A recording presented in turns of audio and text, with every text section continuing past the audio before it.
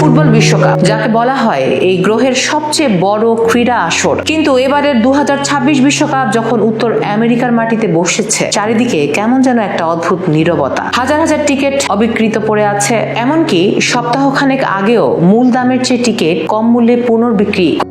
যুক্তরাষ্ট্রের শহরগুলোতে নেই কোনো চেনা ভিড়, হোটেলগুলোর ব্যবসা মন্দা, আর ফিফাকে বাধ্য হয়ে বাতিল করতে হয়েছে তাদের অগ্রিম বুক করা হোটেল রুম। যে চ্যাম্পিয়ন্স লিগ ফাইনাল নিয়ে কিছুদিন আগেও দুনিয়া তোলপাড় হলো, 2026 বিশ্বকাপ যেন তার ধারের কাছেও নেই। কেন ফুটবল ইতিহাসের সবচেয়ে জাঁকজমকপূর্ণ টুর্নামেন্ট আজ এতটা ফ্যাকাশে আর উদাসীনতার শিকার? আমেরিকার মানুষের এই উদাসীনতা হয়তো খুব একটা অবাক করার মতো বিষয় নয়, কারণ ফুটবল সেখানে কখনোই মূলধারার জনপ্রিয় খেলা ছিল না। তার উপর রয়েছে টিকিটের গলাকাটা দাম আর ট্রাম্পের যুদ্ধনীতির বিরুদ্ধে এক ধরনের প্রচ্ছন্ন বৈশ্বিক বর্জন। কিন্তু অবাক করার বিষয় হলো বিশ্বজুড়ে বাকি ফুটবল প্রেমীদের এই স্তিমিত দশা। 4 বছর পর পর যে উন্মাদনায় গোটা পৃথিবী বুঁদ হয়ে থাকতো, সে আবেদনটা আজ কোথায় যেন হারিয়ে গেছে। এর একটা বড় কারণ হলো ক্লাব ফুটবলের একচেটিয়া দাপট। বিশ্বায়ন গত 2 দশকে ফুটবলকে পুরোপুরি বদলে দিয়েছে। বিপুল অর্থ আর কর্পোরেট স্পন্সরের জোরে রিয়াল মাদ্রিদ, আর্সেনাল বা পিএসজির মতো ক্লাবগুলো সারা বছর বিশ্বের সেরা তারকাদের নিয়ে জাদুকরি খেলা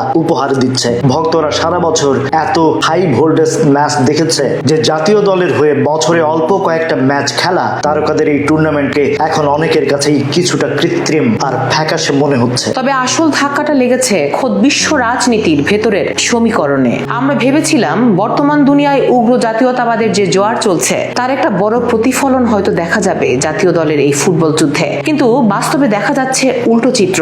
বর্তমানের এই জনতুষ্টিবাদী রাজনীতি আসলে এক সংকীর্ণ আঞ্চলিকতাবাদে রূপ নিয়েছে। উদাহরণ হিসেবে ফ্রান্সের কথাই ধরুন। ফরাসি দলের প্রাণ ভোমরা কিলিয়ান এমবাপ্পে যখন কট্টর ডানপন্থী মারিন লোপেনের দলের উত্থান নিয়ে উদ্বেগ প্রকাশ করলেন, তখন সেই দলের নেতারা এমবাপ্পেকে বিশ্বাসঘাতক অনুপ্রবেশকারী বলে গালি দিতেও ছাড়লেন না। কট্টর ডানপন্থীদের যে জাতিগত বিশুদ্ধতার কল্পনা, তার সাথে অভিবাসী বা প্রবাসী বংশোদ্ভূতদের নিয়ে গড়া এই জাতীয় দলগুলো আর খাপ খাচ্ছে না। ফলে যে জাতীয় দল এক সময়ে দেশপ্রেম আর গর্বের প্রতীক ছিল, রাজনীতির নোংরা খেলায় তা এখন অনেকের কাছে ক্ষোভের কারণ হয়ে দাঁড়িয়েছে। এর সাথে যুক্ত হয়েছে ফিফার নিজস্ব কিছু বিতর্ক আর 2015 সালে সেই কুখ্যাত দুর্নীতি কেলেঙ্কারি। রাশিয়া, কাতার আর এখন আমেরিকার মতো ভূ রাজনৈতিক পরাশক্তিদের হাতে বিশ্বকাপের ভেন্যু তুলে দেওয়াও সাধারণ ফুটবল প্রেমীদের বড় একটা অংশকে কিছুটা নিরাশ করেছে। দিন শেষের এই জটিল রাজনৈতিক মারপ্যাচ আর উগ্র জাতীয়তাবাদের চেয়ে সাধারণ মানুষ আর্সেনাল বা বার্সেলোনার মতো ক্লাবের পক্ষে গলা ফাটানোই